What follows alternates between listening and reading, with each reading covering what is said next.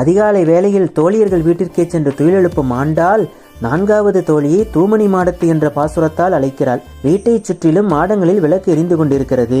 தூபத்தின் வாசனையும் வீசுகிறது. அப்படியென்றால் குடும்ப தலைவி எழுந்து விட்டாள் என்றுதானே அர்த்தம். ஆனாலும் ஏன் கதவு திறக்கவில்லை? தோழி இன்னும் உறங்குகிறாள் போல.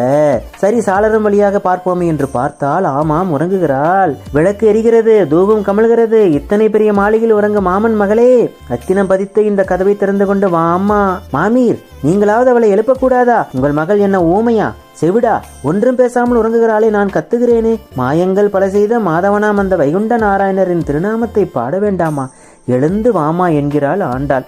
இந்த பாசுரத்தில் நாம் ஒன்றை உற்று நோக்க வேண்டும். ஸ்ரீவில்லிபுத்தூரில் வாழ்ந்தாலும் தன்னை ஆயர்பாடி பெண்ணாகவே பாவனை செய்து கொண்ட ஆண்டாள் இப்பொழுது சொந்தங்கள் இருப்பதாகவும் பாவனை செய்வதாக ஆச்சாரியர்கள் வியாக்கியானம் செய்கிறார்கள். இதுதான் தன்னிலை கடந்த பக்தி. ஆண்டாள் திருவடிகளே சரணம்.